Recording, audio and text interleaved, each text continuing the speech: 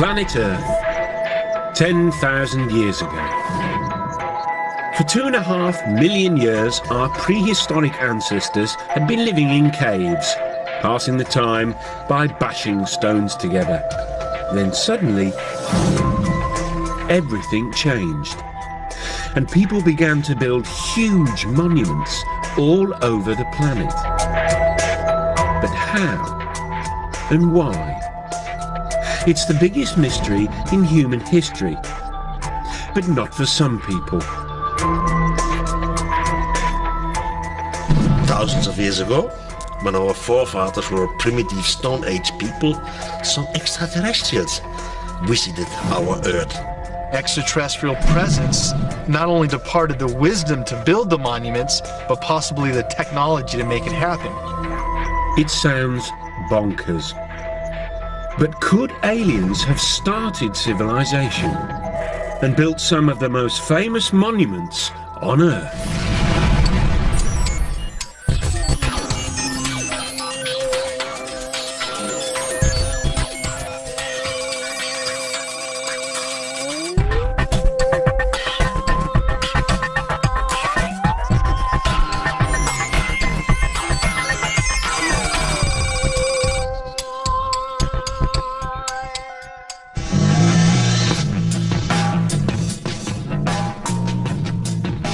All over the Earth, there are giant stone monuments.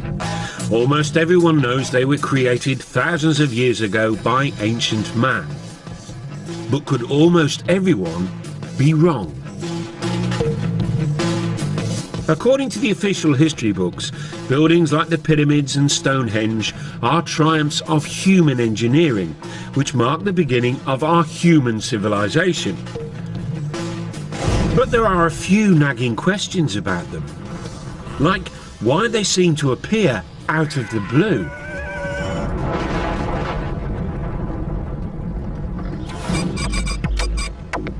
It's a mystery which has been troubling lots of people, including UFO gurus such as David Hatcher Childress. Well, one of the great enigmas of the past and of humanity is that people just like us have been around for at least 100,000 years. And then suddenly, a few thousand years ago, we just stepped out of our caves and started building all these giant monuments. One of the mysteries here is not only how did ancient man build all these giant megalithic monuments, but why? Over the years, scientists have struggled to explain it. Some suggested it was to do with agriculture. The birth of agriculture meant we could suddenly feed armies of workers. Others said it was all about the birth of religion. Early civilizations were desperate to placate gods. But now, there's another explanation.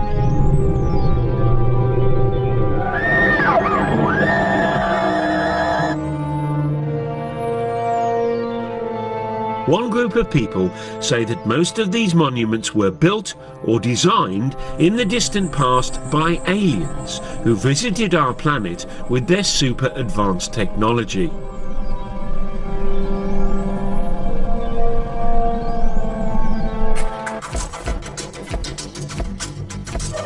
One believer is Jason Martell. He lives in California and runs a dating agency. But in his spare time, he's been grappling with the biggest archaeological mystery of our time. And he says he solved it. Man could have had the ability to physically stack those large blocks in Egypt and build that 100,000 men. But the knowledge to do it had to come from somewhere else. There had to be some type of intervention, and that's why I look towards the ancient astronaut theory.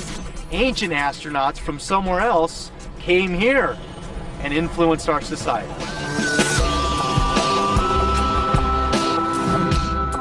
Jason and other believers say this idea would explain some baffling questions about ancient monuments.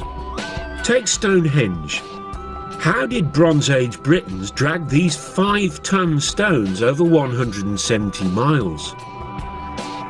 And then there's this 1,000-ton block at Baalbek in the Lebanon. It weighs as much as 3 Boeing 747s. How did ancient man shift that?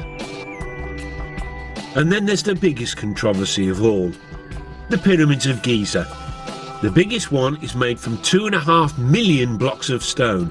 It was built in just 20 years and is lined up exactly with the North Pole, less than 1/10 of a degree out.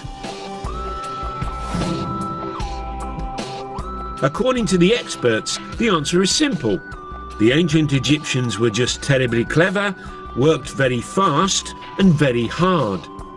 And they created a whole tourist industry in only a few decades. But that doesn't convince the likes of Jason Martell. Many of the ancient sites around the world display a type of brilliance that we don't attribute to ancient man. If ancient man is living in clay huts and using stone tools, they're not going to have the advanced mathematics and geometry to lay out some of the sites that we have today. How did ancient man build things like Stonehenge? How did they get the Giza pyramids to align almost 1/10 off a degree to actual north? So what do the official Egypt experts say? Egyptologists think there's no big mystery. Archaeologists, they say, have dug up lots of evidence near the pyramids. The broad features are fairly clear. We've got the barracks where the workmen lived, we've got the tombs of the architects. Also, for some of the unfinished pyramids, we have got the ramps which were used to drag the blocks into place.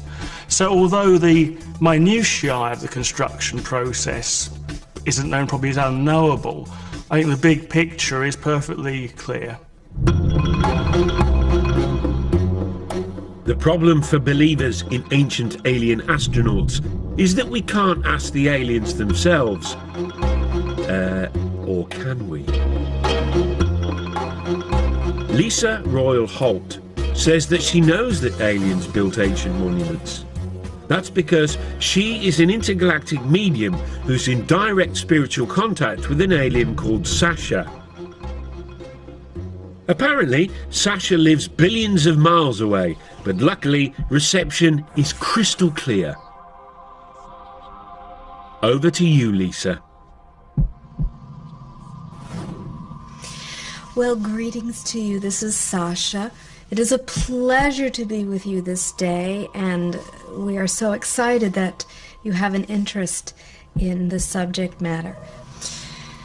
Our intentions for our interaction with Earth humans is absolutely, totally in peace, love, and joy.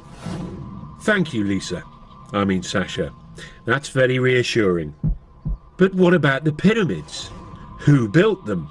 In ancient days, my forefathers came to Earth. We were seeking another place to colonize. The monuments were built by extraterrestrials, usually for actual scientific purposes. Okay, we'll be back with the aliens soon so we can hear firsthand about what experiments they got up to. But first, let's meet the godfather of the ancient alien astronaut theory, the man scientists and archaeologists love to hate. Traditional archaeology don't like mysteries. They have the answer for everything. They just declare something, and the rest of the world has to believe it.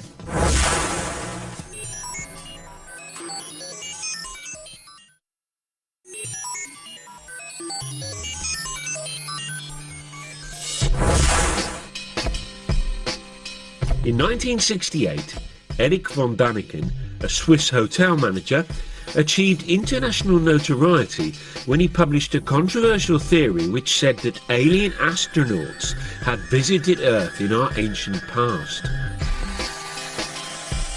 Now, it wasn't the first time it had been suggested extraterrestrial beings had come to Earth in prehistoric times. This, after all, had been a staple of science fiction fantasy for years. But Eric's idea had a rather crucial difference. He said it was true. His book, Chariots of the Gods, sold more than 60 million copies worldwide. And he quickly became an international superstar. Eric seemed to give the world a brand new space-age version of human history. Thousands of years ago, when our forefathers were still Stone Age people, some extraterrestrials arrived. Von Daniken argued that those extraterrestrials helped build ancient monuments. His career as a solver of ancient mysteries began, he says, in the 1960s. While other people were taking drugs and generally rebelling, Eric was pondering ancient buildings, and one in particular, the Great Pyramid of Egypt. Built as a tomb for the pharaoh Cheops, it's made of 2.5 million stone blocks. Some of the biggest weigh up to 80 tons and were transported from quarries hundreds and hundreds of miles away. And that was 1,000 years before the invention of the wheel. To Eric von Daniken, that posed a huge question. Not why the aliens didn't give us the wheel, but another big question. This is the largest man-made monument on Earth, with a height of about 450 feet and weighing 30 million tons. It's quite a piece. I mean, for a group of people or architects who came right out from Stone Age time.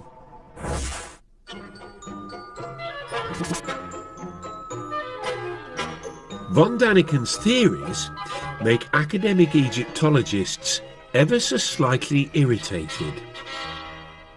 Von Daniken doesn't seem to like human beings very much. He does them down, claims that people are just out of the Stone Age. Well, the Stone Age actually ended some centuries before the pyramids were built, for starters.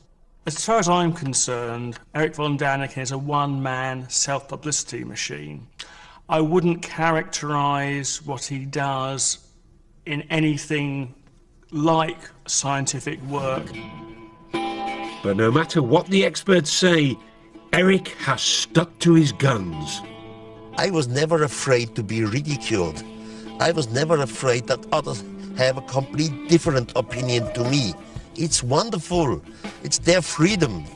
But I at least read most of the archaeological books, while the other side, they have no idea what Eric von Daniken says. He states that you couldn't cut granite except with laser beams. Well, it's been shown that using a copper saw, using just ordinary desert sand as an abrasive, within a week or so you can slice through a great chunk of granite. As far as the professionals are concerned, Egyptians didn't need big lasers and big UFOs to move stones. They relied on their big Egyptian muscles. The transport of blocks of stone isn't an issue. Egyptologists have actually done experiments with large numbers of people and a large block of stone, and you just pull it. Some of the blocks came from Aswan. Take the ceiling of the King's Chamber. This is from Aswan, but this is 1,000 kilometers away from here. It's not so easy. There's actually a carving in an Egyptian tomb showing them moving a huge statue exactly by that, simply by muscle power. So there's no mystery about how the Egyptians moved great blocks of stone. And here it is. There are no aliens in this ancient Egyptian carving of the pyramids being built, unless they're cunningly disguised as ancient Egyptians, which is probably why it doesn't appear in any of von Daniken's books. I fail to understand why people can't simply grasp the fact that these things were built by the men and women who lived at that time in that country. The logic just seems irrefutable. There are some other obvious quirks in Eric's theory about the pyramids.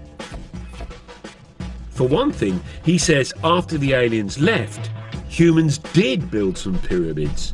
using alien technology left behind. How did they do that? That's another mystery. He's not quite sure.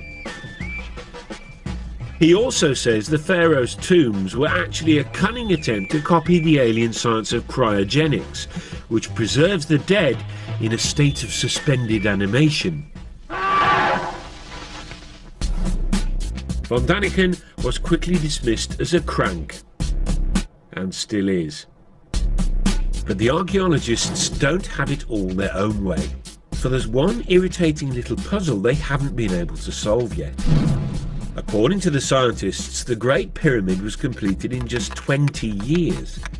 Given there are over 2 million blocks, that means the Egyptians had to quarry, move and set a block every minute and a half of every day, 365 days a year for the whole construction period. One has to admit that the details of pyramid construction remain obscure. 2.5 million blocks in such a short time?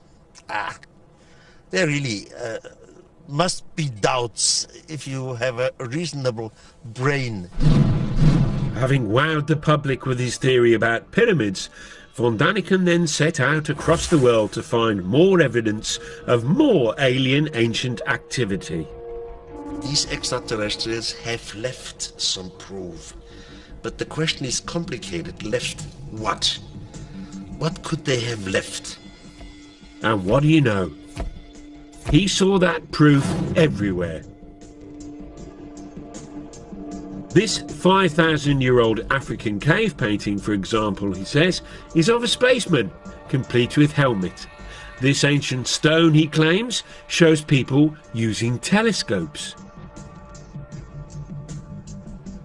And when he climbed into this Mayan tomb in Mexico, he found what his book would later say was a carving of what seemed like an extraterrestrial traveller in his spaceship.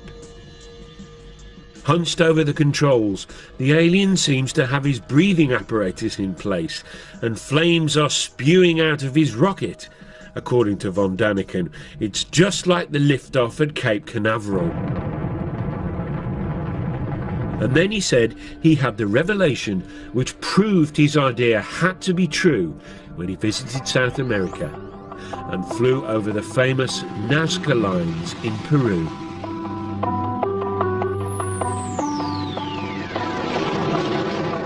These ancient patterns, drawn into the desert, stretch for miles. Some are weird shapes.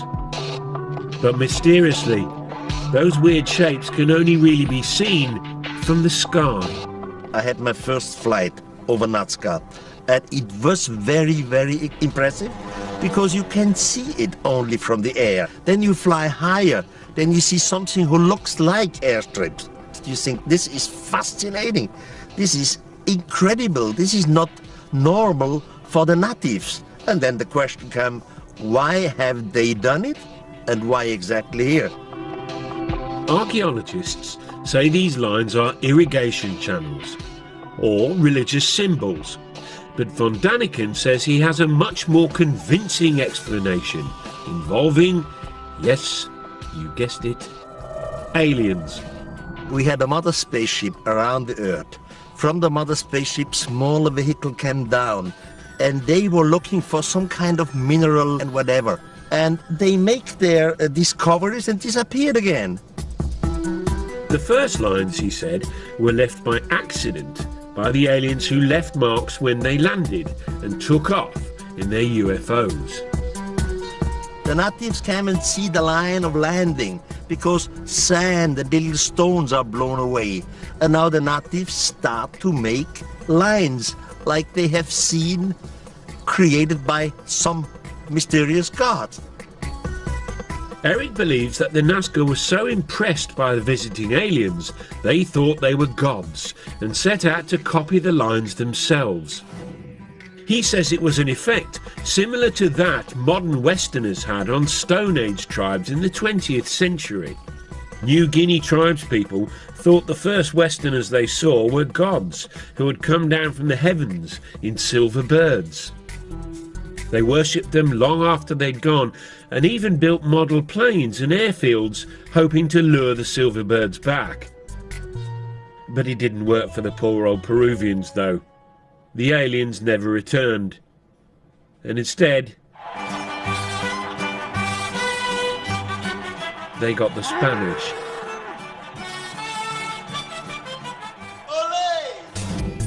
Eric is now convinced that all over the world, ancient man had mistaken aliens for gods. This realization has had a dramatic effect on him. He was a devout Catholic, but isn't anymore. How did it change my life? First of all, it changed my religion. Now I'm praying to some thing which I cannot understand, which I know it exists.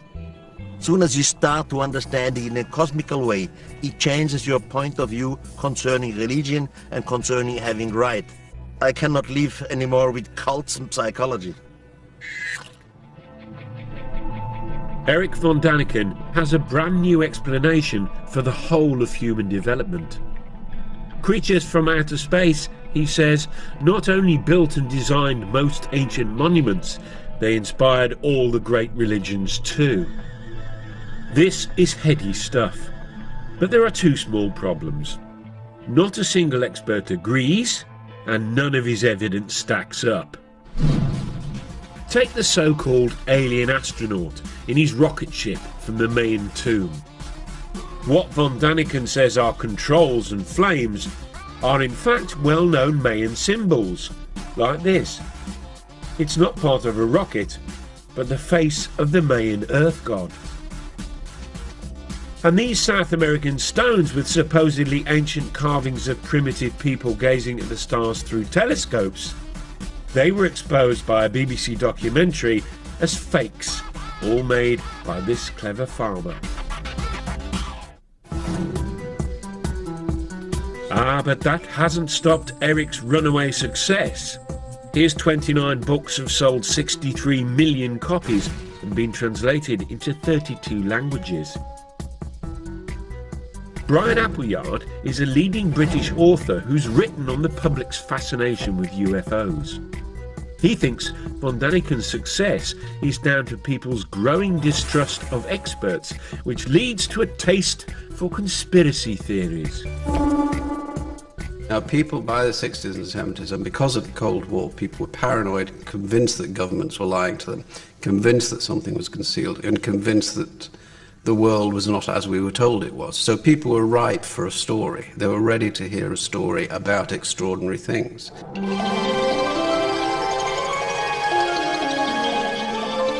The von Daniken phenomenon seems unstoppable. He makes so much money from his books, he recently opened his very own theme park, which celebrates his unorthodox beliefs.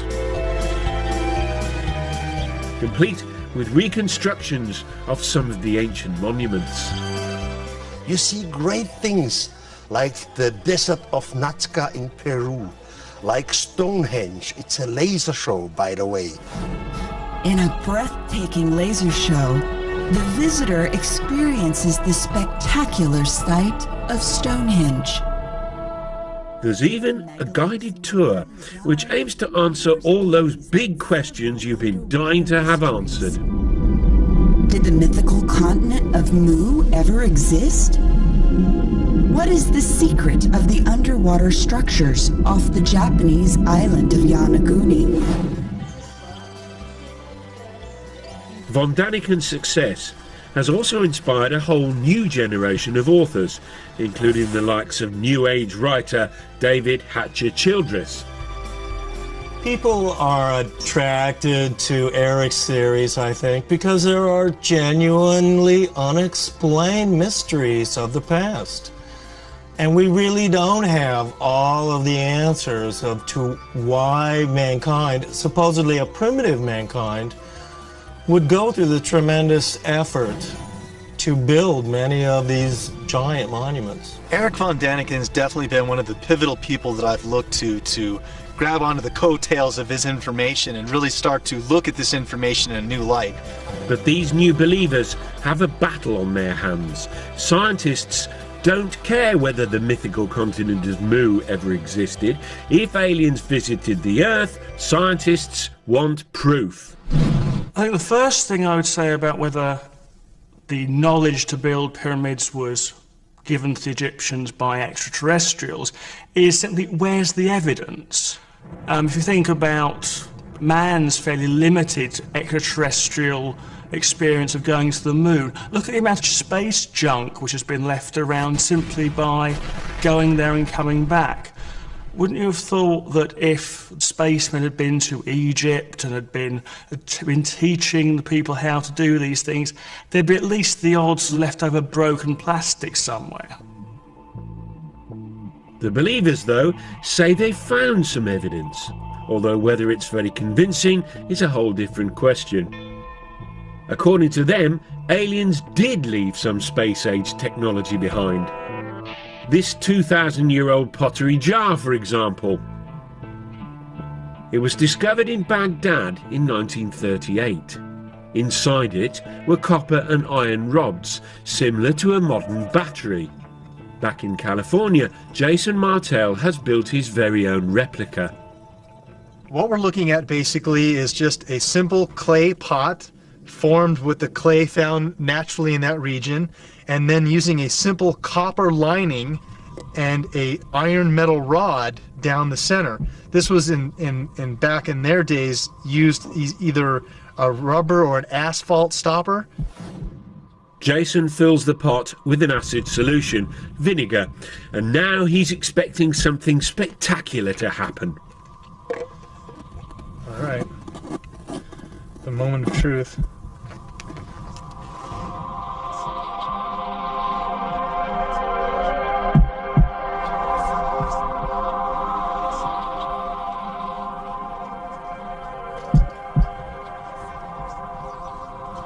Getting some little numbers here. See that spike? It's going off the chart here now. Look, there we go. See that? Generating 4 volts right there.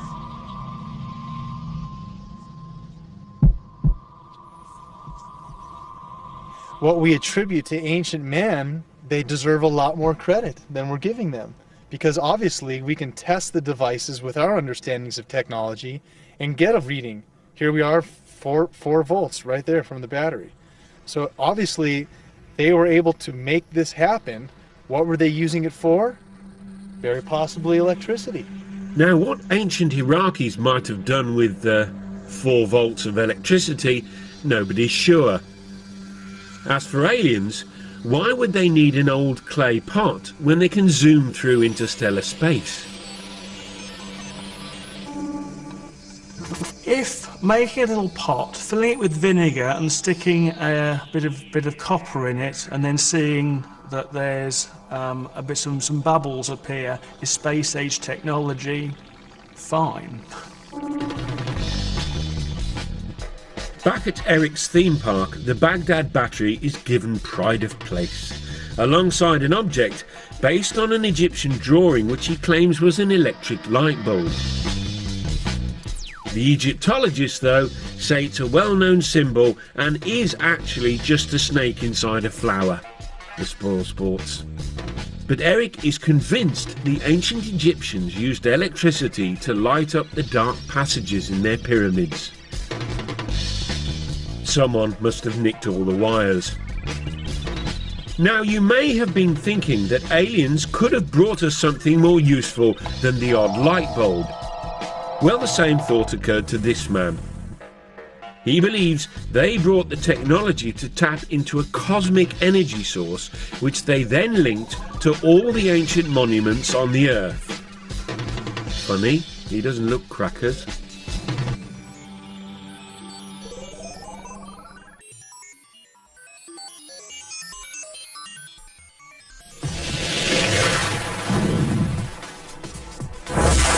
One of the things that makes human beings sort of special is that we live in big, sophisticated societies full of big, complex buildings. It's called civilization. Which is why so many people positively hate the idea that the whole thing might have been kick-started by aliens. At the heart of the theory is the suggestion that extraterrestrials built the very first big buildings of all back in the ancient past. Which is all very well and good, but the believers have had a hard time explaining why the aliens did all this. Were they just trying to show off? Not according to this man. Here he is, hiding in Stonehenge.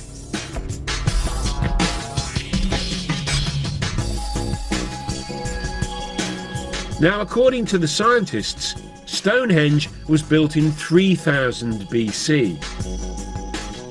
The 5-ton stones were dragged 170 miles by ancient British people to celebrate the sun, it's thought. Which is all very interesting. But not quite interesting enough for David Hatcher-Childress. He says Stonehenge might instead have been a fuel stop for ancient aliens. He came up with his interesting theory after he discovered what he says are mysterious energy lines. He believes the Earth is covered with these invisible lines in a strange network. If it all sounds a little unlikely, it has at least got a cool-sounding name. The World Energy Grid. The world grid is an intelligent geometric pattern of the Earth and its energies. A wave of the sunlight hits the Earth and wraps the Earth like a ball of string of energy, creating this energy grid. As you might have guessed, no scientist believes in this grid or the energy that it apparently contains. But according to Hatcher-Childress, that's just because they're too sceptical for their own good. The aliens, though, knew about the energy grid and tapped into it. How? By building ancient monuments on key intersections of the grid, obviously.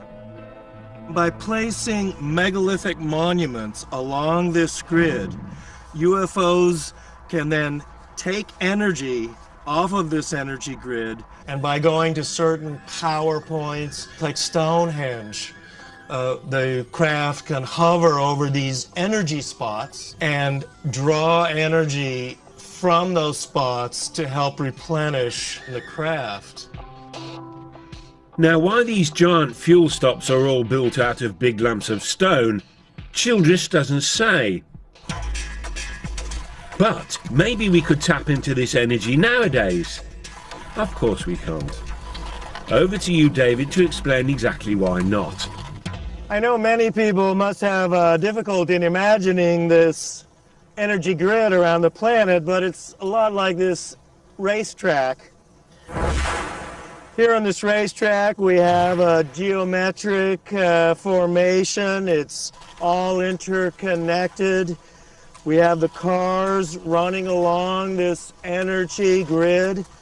But if any part of this racetrack is disconnected or broken, the cars won't have the energy anymore and they won't be able to run along the track.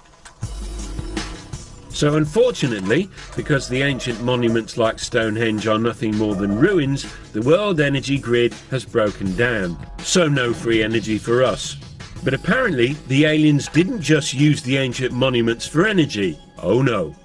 Many of the megalithic monuments, including pyramids, Stonehenge, are actually antennas that can be used by UFOs.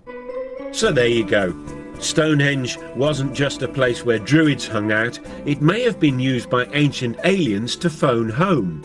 Or maybe not. Oh sure, they're from another planet.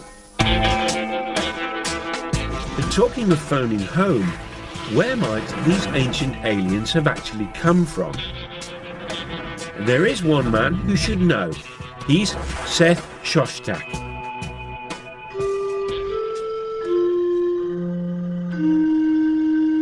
He heads up SETI, the Search for Extraterrestrial Intelligence. This is a scientific study that's been scouring the constellations for the last 20 years, listening for radio signals from alien life forms. It turns out that lots of scientists believe that life probably did arise somewhere else other than the Earth. After all, the universe contains trillions and trillions of stars.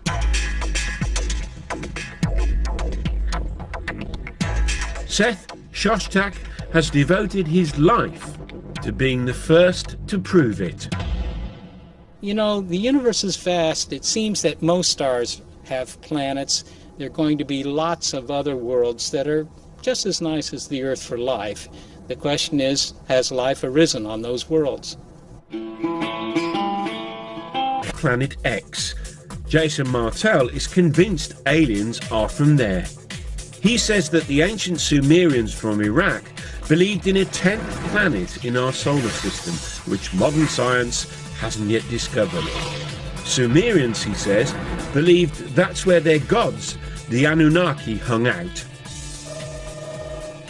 Again, the Anunnaki are the beings supposedly that come from Planet X, another planet within our solar system that modern science is currently trying to look for. That planet does exist. It's possible we have ancestors living on that planet. Just a minute. Ladies and gentlemen, we bring you this special radio television broadcast in order to give you the very latest information on an amazing phenomenon.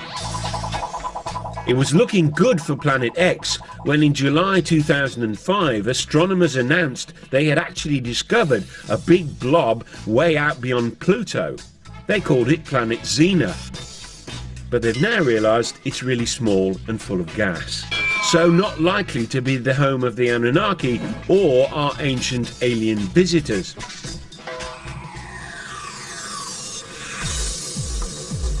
But there's one candidate for alien life that obsesses more people than any other. It's our closest neighbour, Mars. It's also the planet that's most like our own. Some scientists are convinced it has water, and for years NASA has been probing and exploring it. So far, no signs of aliens. But in 1976, they were looking for signs of tiny bacteria, when instead they found this. This photo of the plain of Cydonia contains what most astronomers are convinced are some large rocks. But to some people, they look suspiciously like this.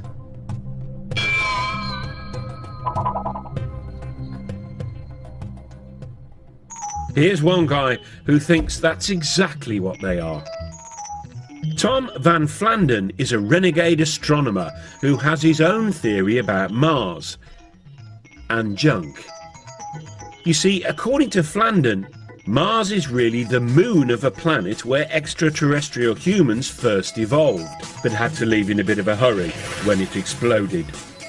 Left behind was all sorts of junk, including pyramids. The most interesting speculation about the origin of the artifacts on Mars is that the original human race was on the parent world that has since exploded. They built things on their moon, Mars, but before the end of their civilization, which they saw coming, they transferred their species to the most nearly habitable planet, which would have been Earth. We'd sure like to get higher resolution images of this and other pyramid-shaped objects on Mars and see if they are truly pyramids.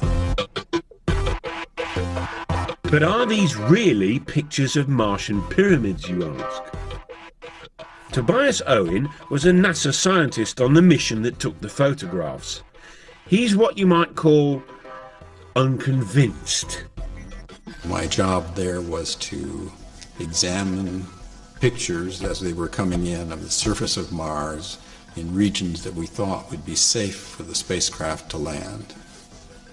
There was a small group of people who felt that this was an example of an alien construction that was life on Mars, or there had been life on Mars. NASA promptly issued a denial, which for believers was obviously proof of a monumental cover-up. You know, the interesting thing about NASA's track record, NASA, National Aeronautics Space Association, could also stand for Never a Straight Answer. In its inception in 1959 or so, NASA consulted a big think tank called the Brookings Institute, which advised NASA, if you ever find extraterrestrials, these things need to be handled cautiously. For one, society in general and religious institutions aren't quite ready to accept an extraterrestrial presence. Pyramids on Mars were spooky enough, but then things got really out of hand when NASA released another batch of photographs from the plain of Cydonia. And near the pyramid shapes was something else. A rocky outcrop that some people felt had an eerie resemblance to something familiar, something that ancient astronaut believers have long connected with aliens. Yep, that other famous tourist site in Egypt. Very interestingly enough, NASA first took an image of the face on Mars and they labeled it head. And this photograph was quickly dismissed by NASA as a trick of light and shadow. It's not really a face on Mars, it's just a lighting angle difference. Wrong answer. Here we have a face in pyramids on Mars, a sphinx in pyramids in Egypt. There has to be a connection, a Mars-Earth connection. To the scientists, though, it was just a natural feature. This is the kind of thing that we see on the Earth in various places. There's a famous one in New Hampshire in the United States called the Old Man in the Mountain. And there's a tendency among us humans to try to see images of ourselves in nature. And here was a perfect example, but happened to be on Mars. The common sense explanation is simple. Human beings are just hardwired to recognize faces, even when faces aren't there. Over to a psychologist to explain. Faces are very important to humans from infancy. They're so important that we perceive faces even in a stimulus that is not a face. For example, this plate of eggs in front of me looks very much like a face. We can see eyebrows, two eyes, a nose, and a mouth very readily. Well, when I look at the first image that was taken of the structures on Mars, I see it very, very clearly as a face. Here's an eye, here's the bottom part of a nose, here's the outline of a face. This is a low-resolution image, and I'm quite convinced by that interpretation. However, when I look at the more recent image, which is a much more high-resolution image, I'm very hard-pressed to see that as a face. Now, could I see it as a face? I could. I could go and look for the same features that I saw in the first image and try to pick them out here. But in the high-resolution image, where it is not very ambiguous, it is much harder to perceive this as a face. We now have exquisite images of the surface of Mars that are being taken as we speak, in fact, by the Mars Express spacecraft, when we see extraordinary detail on the surface of that planet. But we see no evidence of anything artificial. So Mars may not have a sphinx, and it probably doesn't have any pyramids. And so far, it hasn't got any signs of life at all. So where do the ancient aliens come from? It's time to consult someone who should really know. An alien herself. Lisa Royal Holt, a cosmic medium, claims she can communicate with aliens. Apparently, she hooks up to the extraterrestrials by putting herself into a self-hypnotic trance. She says she's been doing it for years. It wasn't until I was in college when I was studying hypnosis, and I learned to put myself in an altered state. And when I did that, I started to realize that I was very intuitive and that sometimes I would receive messages. I'm able to actually hear or sense the communications and then verbally communicate them. Right now, her favourite phone buddy is a female alien called Sasha, who takes over Lisa's brain and communicates through Lisa's voice. We are about to do a channeling session. I will go into a meditative state. You are going to hear from Sasha, who says she's from the Pleiades. You mean the Pleiades, a cluster of stars in the constellation of Taurus, otherwise known as the Bull. Tell us, Sasha, if it's not too personal a question, what do girls from the Pleiades look like?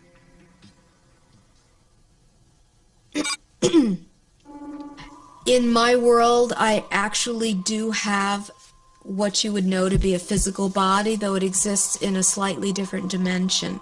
I could walk down your street and pass as a human, but you would probably look at me and feel there was something strange about me.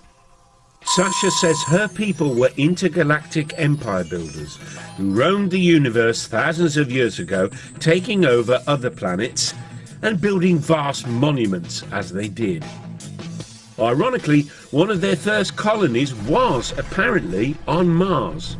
We used some of the bases there as colonies. What has been found now on Mars represents the tip of the iceberg of what is still on Mars. But Mars was merely a stopover for Sasha's people. She says they soon turned their attention to us. My forefathers thus have been very interested in Earth for a very, very long time. It's time to find out the answer to the biggest question of all about the ancient astronauts. Why did they come here? According to Sasha, they may have been up to more than building monuments and starting civilization. Could they have created the human race?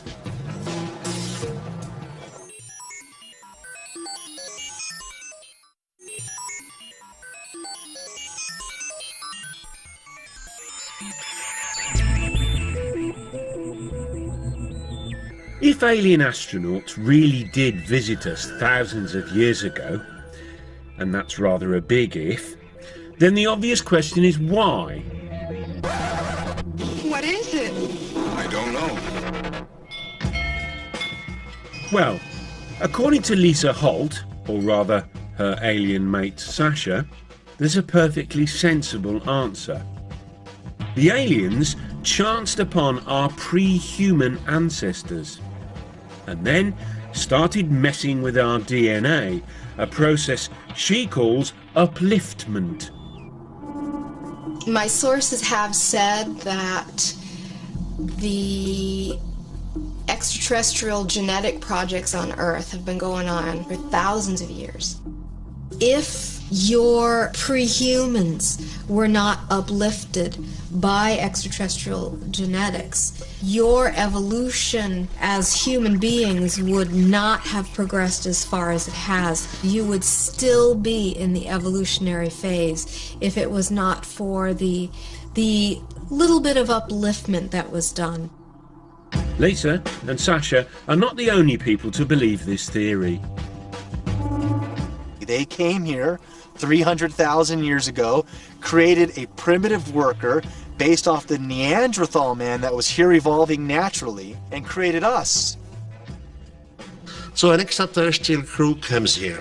They take one cell. They change the DNA code in the cell. You put it in the womb of a female of the same species. This female will give birth to a child. It's just what we would call the missing link.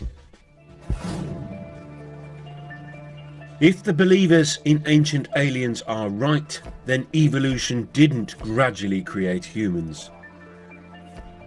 We were instead cooked up in the alien equivalent of a test tube. Spooky stuff. To me, that explains so much. And it also explains psychologically a sense of abandonment that the human race seems to feel. That these beings helped in our creation, but then never allowed us to remember who our parents were.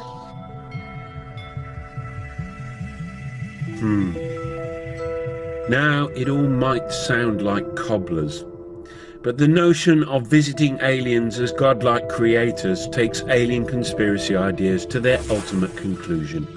And for author Brian Appleyard, it even hints at the role aliens now have in our culture. The idea that aliens once visited Earth and gave us this technology, this capacity, and pointed us up some progressive path, showed us the way to go, is a great idea for people to hold on to. Because one of the problems of the modern world is that people don't have anything to hold on to. And the story of ourselves we're given by science is frankly that we're nothing, it doesn't mean anything. The thing about the alien in the past is that it gives us a story. And that's fundamental to what people need to believe about themselves. Whatever comfort the idea that aliens visited us in the past gives some people, chances are it never happened. But hey, if it did, then maybe, just maybe, the greatest monument they left behind wasn't a giant feat of engineering like the pyramids, but a brilliant little piece of genetic engineering called us.